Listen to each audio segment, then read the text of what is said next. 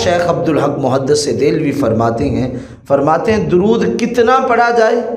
جتنا ہو سکے پڑھیں، اور کتنا کوئی تو بات بتائیں۔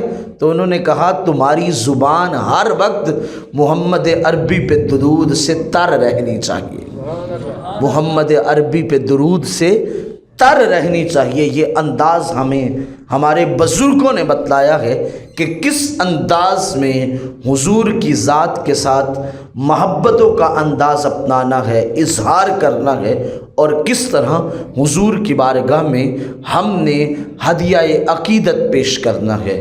تو یہ کیفیت ہمارے اندر آنی چاہیے کہ ہم نے حضور کی بارگاہ میں عقیدتوں کے جو پھول نچھاور کرنے ہیں وہ درود و سلام کی کیفیت کے ساتھ ہم نے حضور کی بارگاہ میں درود و سلام کے پھول نچھاور کرنے ہیں، عقیدتیں نچھاور کرنی ہے، حضور کی بارگاہ میں ہدیہ درود و سلام پیش کرنا ہے۔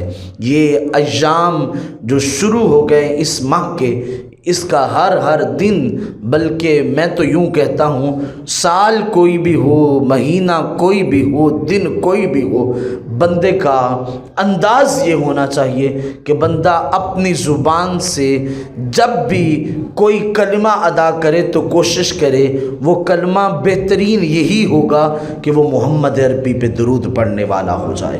تو یہ مزاج، یہ کیفیت ہمیں اپنانی ہوگی تاکہ حضور کی بارگاہ میں ہم اپنی محبتوں کے نذرانے پیش کر سکیں۔ جس نے حضور کی بارگاہ میں درود پڑھا وہ کبھی خالی دامن نہیں لوٹتا۔ میرے حضور اسے کبھی خالی دامن لوٹاتے ہی نہیں ہیں، چونکہ میرے حضور کی ذات وہ ذات ہیں، وہ ذات اقدس ہیں جو اتنے لجپال ہیں کہ کوئی ان سے وابستہ ہو جائے تو وہ لجپالی کرتے ہیں، اسے کسی بندے کا محتاج نہیں رہنے دیتے۔ اس کی ہر حاجت کو حضور کی ذات اقدس اپنے رب سے پورا کروا کے دیتی ہیں۔ حضور کی ذات پہ درود پڑھنے والا بندہ اپنی دنیا بھی سنوار لیتا ہے، اپنی عاقبت کو بھی سنوارتا ہے۔